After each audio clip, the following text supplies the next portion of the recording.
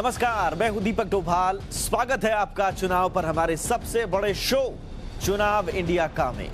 लोकसभा चुनाव के दूसरे चरण के लिए आज कश्मीर से कन्याकुमारी तक वोट डाले जा रहे हैं। दूसरे चरण में कुल 95 सीटों पर वोटिंग हो रही है और आज की वोटिंग में आम लोगों के साथ साथ वीआईपी भी ईवीएम का बटन दबाने के लिए लाइन में लगे नजर आए। टीवी स्क्रीन पर अब आपको दिखाते हैं 4 तस्वीरें। पहली है हेमा मालिनी। हेमा मालिनी वैसे तो मथुरा से चुनाव लड़ रही है, वहां की वोटर तो नहीं थी वो, लेकिन मथुरा से बीजेपी उम्मीदवार हेमा मालिनी वहां पर बूथ का दौरा करने पहुंची और उसी की तस्वीर आप देख रहे हैं। फतेहपुर सीकरी से कांग्रेस उम्मीदवार राज बब्बर ने आज मतदान किया। सुशील कुमार शिंदे जो कि कांग्रेस के बड़े नेता हैं, उन्होंने सोलापुर से, तो एनसी उम्मीदवार फारूक अब्दुल्ला ने श्रीनगर में वोट डाले। ये हैं 4 तस्वीरें आज की, जिसमें हम देख रहे हैं कि कैसे बड़े बड़े दिग्गज, उनकी किस्मत दांव पर है। लेकिन हेमा मालिनी बूथ का दौरा करने पहुंची तो राज बब्बर, सुशील कुमार शिंदे और फारूक अब्दुल्ला अपना वोट डालने पहुंचे। तो लोकसभा की 95 सीटों के लिए वोटिंग जारी है। दूसरे चरण में 3 बजे तक सबसे ज्यादा मतदान प्रतिशत की अगर बात करें तो वो दिखा है मणिपुर में। बड़े जिम्मेदार यहां के वोटर्स नजर आए। 3 बजे तक 67.05 यानी कि 67% से भी ज्यादा मतदान मणिपुर में, और यह आज का सबसे ज्यादा हुआ मतदान है अब तक का। और असम में अगर बात करें तो 3 बजे तक 60% से ज्यादा मतदान वहां पर हो चुका है। असम में भी अच्छा खासा मत प्रतिशत दिख रहा है। बिहार की अगर बात करें तो 3 बजे तक बिहार में 45% से ज्यादा वोटिंग हुई है। और यूपी की अगर बात करें, छत्तीसगढ़ की पहले बात कर लेते हैं। छत्तीसगढ़ में 3 बजे तक 60% मतदान हुआ है। 60% मतदान छत्तीसगढ़ में 3 बजे तक दर्ज किया गया है। जाहिर सी बात है अभी ये मतदान प्रतिशत और बढ़ेगा और उम्मीद की जा रही है कि बम्पर टर्नआउट वोटिंग का इन तमाम राज्यों में होगा। अगर जम्मू कश्मीर की बात करें तो शुरुआती यहां पर स्लो मतदान हुआ, लेकिन यहां पर भी उम्मीद है कि ठीक ठाक मतदान हो जाएगा। लेकिन अभी तक की बात करें यानी कि 3 बजे तक की अगर बात करें तो 3 बजे तक 38% से ज्यादा मतदान जम्मू कश्मीर में दर्ज किया गया है। अब चलते हैं कर्नाटक में देखते हैं वहां पर किस तरह का रुझान है, जनता किस तरह से वोटिंग कर रही है। तो 36% से ज्यादा, करीब 37% 3 बजे तक मतदान कर्नाटक में भी। थोड़ा स्लो कहा जाएगा इसे, लेकिन उम्मीद है कि शाम तक अच्छे नंबर्स हमें देखने को मिलेंगे कर्नाटक से भी। महाराष्ट्र की अगर बात करें तो यहां पर लगभग 50% के आसपास 3 बजे का मतदान रहा।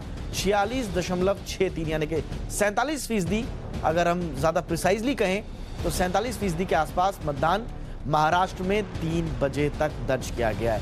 यानी कि ओवरऑल अगर सिनारियो देखें तो एवरेज मतदान की ओर हम जा रहे हैं, लेकिन उम्मीद ये है कि शाम होते होते अच्छे नंबर्स हमें मतदाताओं की ओर से जो वोटिंग परसेंटेज है वो देखने को मिलेगा।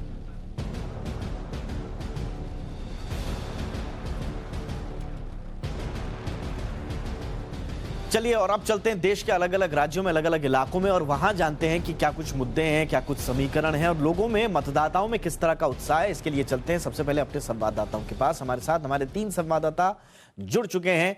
सोलापुर से राकेश त्रिवेदी, बेंगलुरु से जयपाल शर्मा, अमरोहा से रामानुज हमारे साथ लगातार जुड़े हुए हैं। सोलापुर से राकेश त्रिवेदी के पास सबसे पहले चलते हैं। राकेश, सुशील कुमार शिंदे, लेकिन मुकाबला त्रिकोणीय वहां पर बना दिया गया है बीजेपी की ओर से। किस तरह का मुकाबला, किस तरह की राह आप सुशील कुमार शिंदे के लिए वहां पर देख रहे हैं? देखिए, अब तक जो है सोलापुर को कांग्रेस का गढ़ माना जाता था। 16 बार यहाँ पर जो चुनाव हुए उसमें से 12 बार जो चुनाव है वो कांग्रेस ने जीता था। लेकिन ये जो कैलकुलेशन है ये 2014 में खत्म हो गई थी, जब सुशील कुमार शिंदे को बीजेपी के शरद बंसोड़े से जो है यहाँ पे शिकस्त मिली थी। इसलिए लेकिन उसके बाद शरद बंसोड़े से जो यहाँ पे लोग काफी नाराज थे, इसलिए बीजेपी ने एक नए उम्मीदवार को टिकट दी। ये नए जो उम्मीदवार हैं ये लिंगायत समाज के धर्मगुरु हैं सिद्धेश्वर महाराज, इनको टिकट दी, जिनके पास अपने आप में 2 से 2.5 लाख लिंगायत समाज के जो लोग हैं की अपनी एक फॉलोइंग है। वहीं दूसरी तरफ कांग्रेस के वोट बैंक काटने के लिए जो है वंचित बहुजन अघाड़ी पार्टी से डॉक्टर बाबा साहेब आंबेडकर के पोते जो है वो प्रकाश आंबेडकर, इन्होंने जो है पर्चा भरा अपना। और वंचित बहुजन अघाड़ी पार्टी जो है खासतौर से जिसे ओवैसी की पार्टी एमआईएम का समर्थन प्राप्त है, वो यहाँ पर दलित और मुस्लिम वोट बैंक को काटने का काम कर रही है। लेकिन एक बात यहाँ पर खास है कि 2 दिन पहले सुशील कुमार शिंदे ने एक इमोशनल जो अपील है वो यहाँ के वोट बैंक के लोगों से की थी। ये उनके लिए एक तुगुप का इक्का हो सकता है। उन्होंने ये कहा कि ये मेरा जो है शायद आखिरी चुनाव हो सकता है और इस चुनाव के बाद मैं शायद वापस दोबारा चुनाव नहीं लड़ूंगा, और इसलिए मैं आपसे अपील करता हूं कि आप मेरे लिए वोट दें। कहीं ना कहीं बहुत सारे नेता आजकल इस तरह की भावनात्मक अपील कर रहे हैं। से लेकर के अभी तक जो मथुरा से लगातार हेमा मालिनी ने भी कुछ ऐसी ही अपील की थी, लेकिन वहां पर इस तरह की अपील का क्या असर पड़ता है चुनाव पर, ये देखने वाली बात होगी। चलिए फिलहाल जयपाल शर्मा के पास चलते हैं बेंगलुरु से। जयपाल, बेंगलुरु दक्षिण ये बड़ी इंपॉर्टेंट सीट है और बीजेपी की परंपरागत सीट है, अनंत कुमार की सीट रही है, दिवंगत नेता है बीजेपी के, लेकिन युवा नेता तेजस्वी सूर्या को इस बार मैदान में उतारा गया है। क्या कुछ डिफरेंस क्रिएट कर पाएंगे तेजस्वी सूर्या इस बार, बीजेपी की साख बचा पाएंगे या चुनौती उनके लिए भी कठिन है? देखिए, तेजस्वी सूर्या जो हैं इस बार की लोकसभा के सबसे कम उम्र के प्रत्याशी हैं। उनकी उम्र महज 28 साल है। और ये जो बेंगलुरु दक्षिण की सीट है, इसके बारे में अगर हम जानें तो 1991 से ये सीट भारतीय जनता पार्टी के पास रही है। 1996 से अनंत कुमार इस सीट से लगातार लड़ते आए हैं और अपने निधन होने तक वो इस सीट से लगातार 6 बार जीत चुके थे। तो एक तरह से माना जा सकता है कि ये सीट एक परंपरागत सीट है। ऐसे में भाजपा के लिए बहुत आसान था कि वो जो स्वर्गीय अनंत कुमार की पत्नी तेजस्विनी अनंत कुमार थी, वो टिकट के मांग रही थी, उनको टिकट दे देते और सिंपैथी वोट में उनको ये बेंगलुरु दक्षिण उनको झोली में मिल जाता। पर भारतीय जनता पार्टी ने ऐसा नहीं किया। उन्होंने अपनी दूरदर्शिता का परिचय दिया। उन्होंने अगली पीढ़ी के नेताओं को तैयार करने का मन बनाया और ऐसे में तेजस्वी सूर्या जो कि महज 28 साल के हैं, उनको ये टिकट दिया गया। ये भारतीय जनता पार्टी की दूरदर्शिता को जताता है। आइए अब हम बात करते हैं इसके तेजस्वी सूर्या की। तेजस्वी सूर्या जो है एक बेहद आकर्षक व्यक्तित्व के नवयुवक हैं और उसके साथ बहुत ही अच्छे तरीके से बोलते हैं और अपनी बातों को सही तरीके से प्लेस करना, और एक उनके जब वो बात करते हैं तो उनके अंदर में एक चिंतक नजर आता है। ऐसे में, और वो स्थानीय भी हैं, बेंगलुरु दक्षिण के ही हैं, तो ऐसे में वो एक तरह से अपने घर से चुनाव लड़ रहे हैं और वो उन सारी गलियों में अच्छी तरह से जाने जाते हैं जहां पर वो पल के नहीं, वाकई में देखना होगा तेजस्वी सूर्या इस बार क्या डिफरेंस क्रिएट कर पाते हैं, क्या वो चुनौती दे पाते हैं, ये बड़ा दिलचस्प होगा। थोड़ा यूपी की तरफ चलते हैं। यूपी में भी पश्चिमी यूपी की 8 सीटों पर बड़ा महत्वपूर्ण योगदान है और नगीना से हमारे संवाददाता, अमरोहा से हमारे संवाददाता राम अनुज हमारे साथ जुड़ चुके हैं। राम अनुज, वैसे नगीना की अगर बात करें तो कोई हाई प्रोफाइल सीट तो इस बार नहीं है, लेकिन पूरे पश्चिमी यूपी की अगर इन 8 महत्वपूर्ण सीटों की बात करें, इन पर 8 की 8 सीटें बीजेपी के पास है पिछली बार, तो बीजेपी के सामने जाहिर सी बात है इन सीटों को बचाने की चुनौती होगी। वहीं विपक्ष की अगर बात करें तो खोने के लिए कुछ है नहीं, एक आध सीट अगर मिल जाए तो झोली में उनके गिरेंगी तो प्लस पॉइंट उन्हीं का ही जाएगा, यानी कि पाने के लिए बहुत कुछ है विपक्ष के पास। लेकिन क्या यह पाने की लड़ाई आसान नजर आ रही है राम अनुज? बड़ा महत्वपूर्ण सवाल है। पश्चिमी उत्तर प्रदेश की 8 सीटें हैं और वो भाजपा के कब्जे में रही हैं, लेकिन आप इसको देखिए कि जो पहले चरण का चुनाव हुआ उसमें भी रोचक मुकाबला देखने को मिला और ये दिल्ली की सत्ता का चुनावी जंग का ये दूसरे चरण का मतदान हो रहा है। और 8 सीटों में अगर देखें तो बहुत ज़्यादा डिटेल तो मैं आपको यहाँ से बताऊँगा, लेकिन सबसे पहले शुरुआत करते हैं नगीना से। और नगीना 2014 में भाजपा प्रत्याशी ने 92,000 से अधिक वोटों से जीत हासिल की थी और आप देखें कि 63% से ज़्यादा मतदान हुआ था। और अभी इस वक्त का अगर हालात देखते हैं तो 3 बजे तक 51% मतदान हुआ, यानी पश्चिमी उत्तर प्रदेश में मतदाताओं का रुझान और उनकी जागरूकता दोनों सामने आ रही है और बढ़ चढ़ के मतदान कर रहे हैं। अब इसको सियासी अगर नजरिए से देखा जाए तो इस बार गठबंधन ज़्यादा जो है वो कारगर नज़र आ रहा है, खासतौर से पश्चिमी उत्तर प्रदेश में।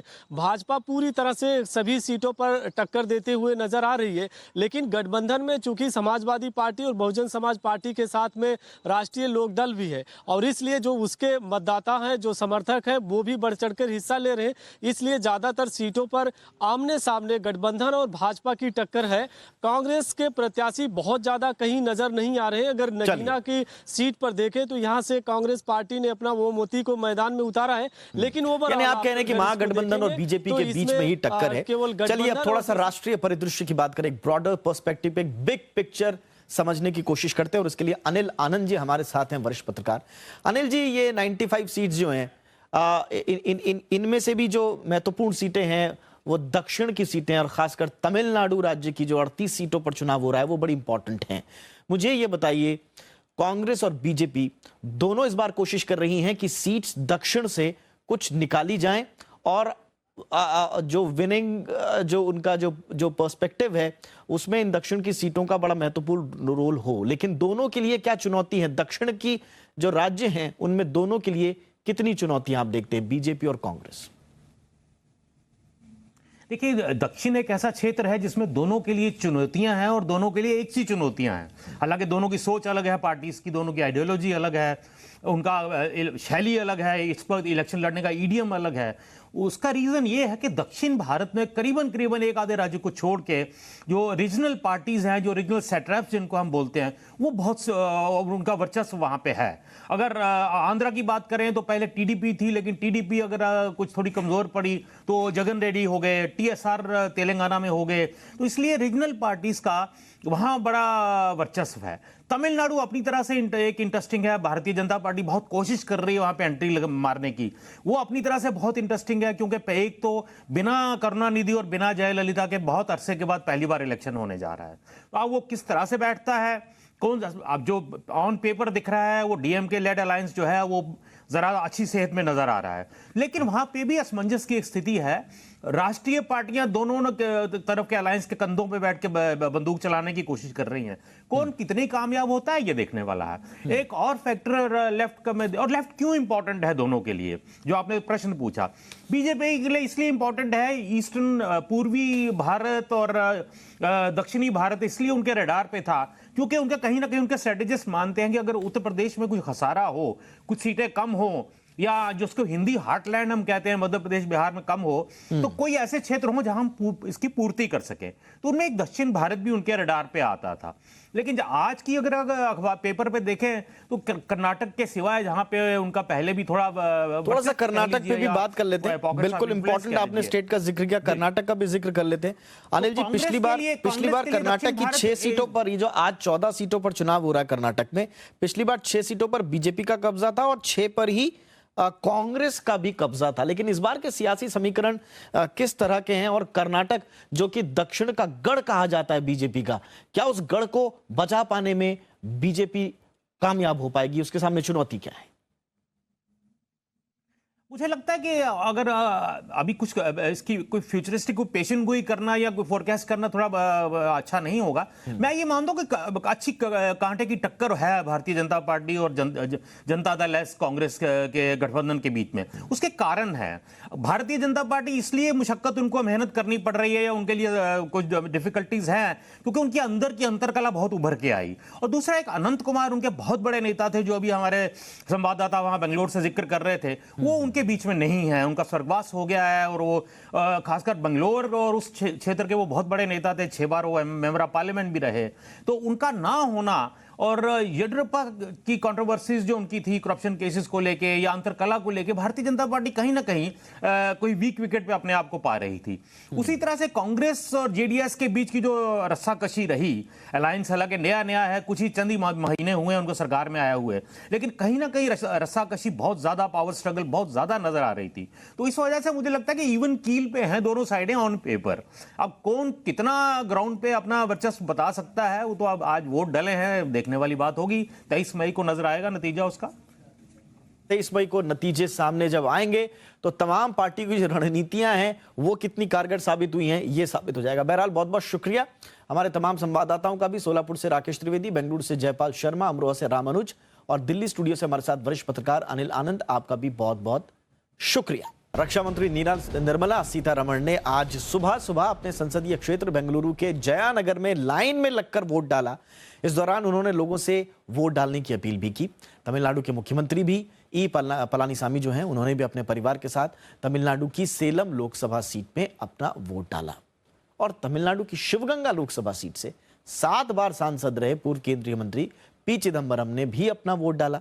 कर्नाटक के सीएम कुमारस्वामी ने अपनी पत्नी अनीता और बेटे निखिल के साथ बेंगलुरु के रामनगर में वोट डाला। तो पुदुचेरी के एलजी जो लेफ्टिनेंट गवर्नर हैं किरण बेदी, उन्होंने भी अपने मताधिकार का इस्तेमाल किया और वो भी एक पोलिंग बूथ पर पहुंची और लोगों से लोकतंत्र के महापर्व में भाग लेने की अपील की।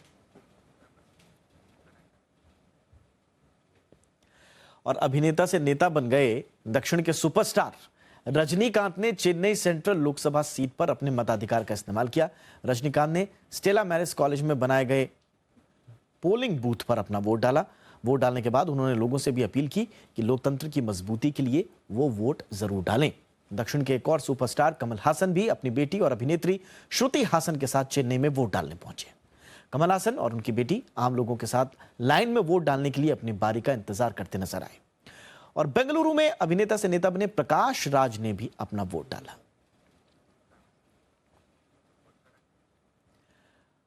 और फिल्म स्टार्स हों या राजनेता हों, उनके अलावा बिजनेस जगत के दिग्गज भी अपने वोटों का इस्तेमाल, अपने वोट के अधिकार का इस्तेमाल करने पोलिंग बूथ पर पहुंचे। इन्फोसिस के संस्थापक नारायण मूर्ति भी अपनी पत्नी के साथ वोट डालने पहुंचे, तो वहीं इन्फोसिस के सह संस्थापक नंदन नीलेकणी भी और अपनी पत्नी रोही नीलेकणी के साथ बेंगलुरु में अपने मताधिकार का इस्तेमाल करने पहुंचे। उन्होंने कहा कि स्वस्थ और मजबूत सरकार के गठन के लिए सभी को वोट करना बेहद जरूरी है।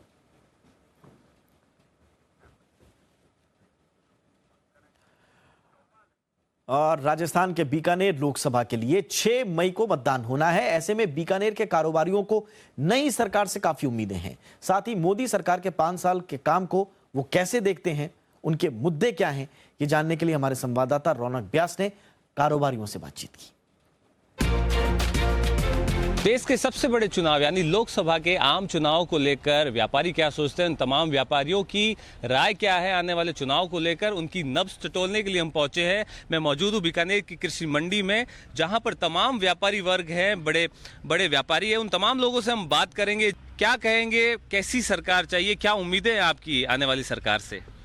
सरकार कोई भी आए, चाहे हर सरकार से यही उम्मीद रहती है कि लोगों को रोजगार मिले, व्यापार अच्छे से चले और वो अपने जो भी जनता से वादे करे अपने वादों की कसौटी पे खरा उतरे।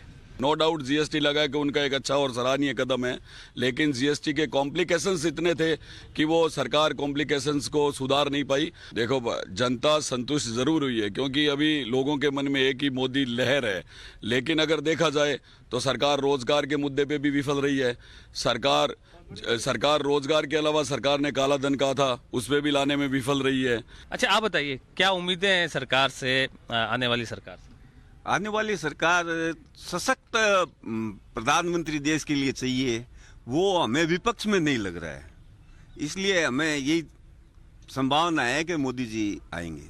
आप बताइए क्या उम्मीद है सरकार से, आने वाली सरकार से? मोदी जी आएंगे, लेकिन उम्मीद तो होती है ना कि कोई तो यही है, राष्ट्र सुरक्षा और देश में सुख शांति। अभी जो स्टेब्लिश्ड दिखा रहे हैं मोदी जी ने, अपनी विदेशों में अपनी ताकत दिखाई है और दिखाई है, तो उससे लगता तो मोदी जी है। जो वोट है वो किन मुद्दों पे देंगे? रोजगार के मुद्दे पे वोट करेंगे। ये धर्म के नाम पर जो कोई नेता राजनीति करता है, इसके दरमियान वोट नहीं देने चाहिए। आप बताइए किन मुद्दों पर वोट करेंगे इस बार? एक तो आतंकवादी स्ट्राइकल पे, एक देश की सुरक्षा पे, और दूसरा ये भ्रष्टाचारियों पे जो स्ट्राइक किया, इन पे वोट देंगे। अच्छा, तो 5 साल जो सरकार रही है उससे कितना संतुष्ट है आप लोग?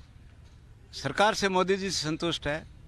बस यहाँ लोकल जो हमारे एमपी साहब हैं, उन्होंने कोई बीकानेर के लिए काम वैसे किया नहीं कोई। अच्छा, आप बताइए कि 5 साल की जो सरकार रही है कितना संतुष्ट है उससे?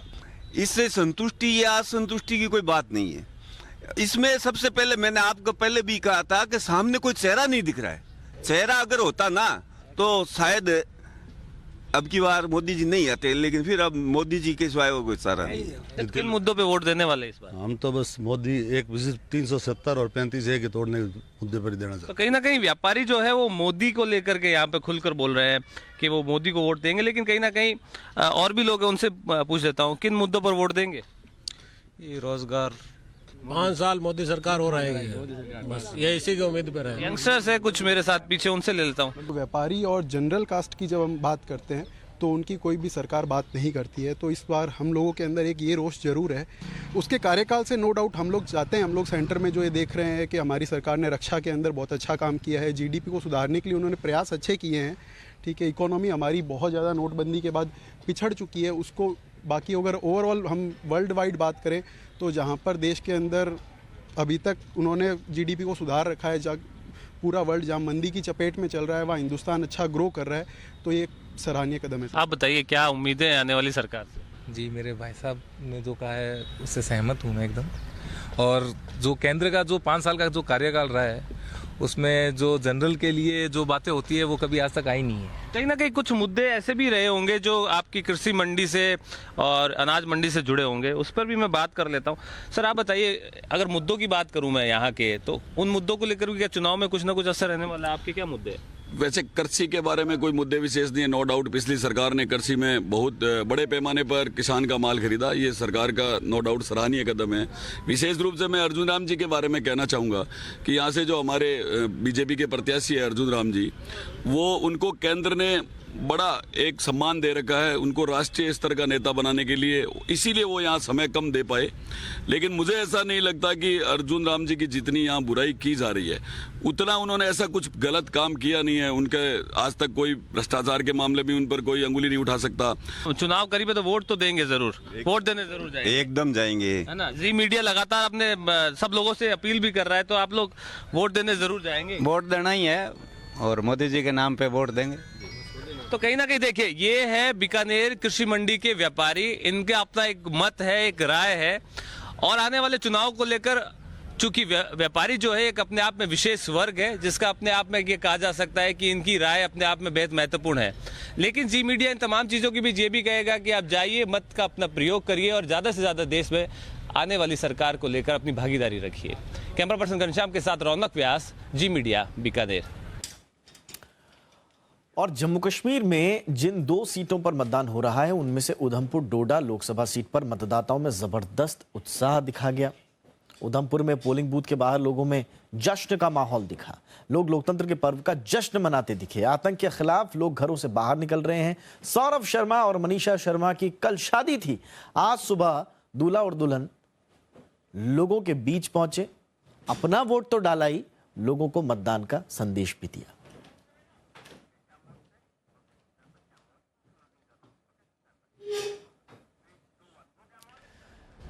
तो लोकतंत्र की ऐसी ही खूबसूरत तस्वीरों के साथ दोबारा हाजिर होंगे। फिलहाल आज के एपिसोड में इतना ही। दीजिए इजाजत, नमस्कार।